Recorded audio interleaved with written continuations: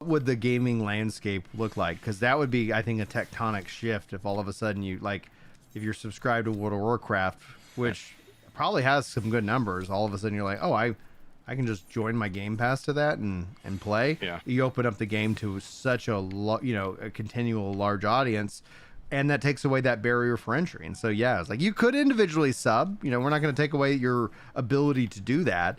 But then it's like if they bundle that, dude, it would be absolutely mind-blowing to see kind of what that looks like, especially on a 20-year-old game.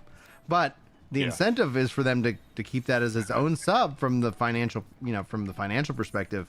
The question is that what would that look like? I want to see that happen just so that we could see what would that impact be within these kind of games. Because then if it was real positive for WoW, would other MMOs follow suit? Like, would we see like PAX Days considering having a subscription?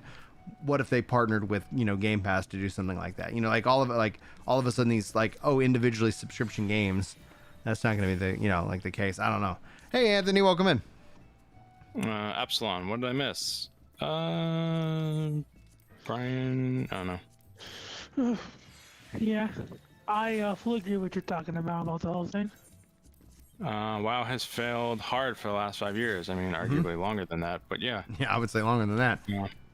But I've been hearing a lot of really good stuff about the Dragonflight. I'm not a WoW guy, but it's like, Nanny plays Dragonflight, and he says like he's really been impressed with it. And Season of Discovery seems to basically kind of get everybody excited. They're like, oh my gosh, MMOs are fun again, and that's what people are saying.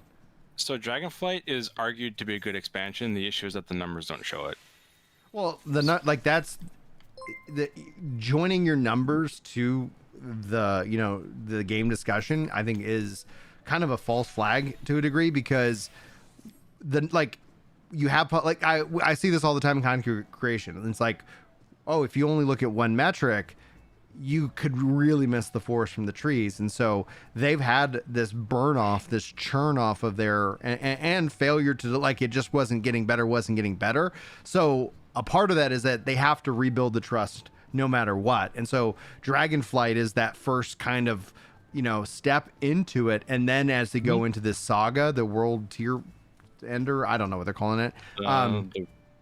But as they go into that becomes a message of like, yeah. And so if the next expansion is good, and then that starts to kind of change that. Initially, everybody's like, yeah, maybe I am enjoying playing other games right now or something like that. Mm-hmm. Yeah, and their graphics are absolutely, and that's the thing though, like, WoW, even Final Fantasy 14, these like 14's 15 years old now, something like that.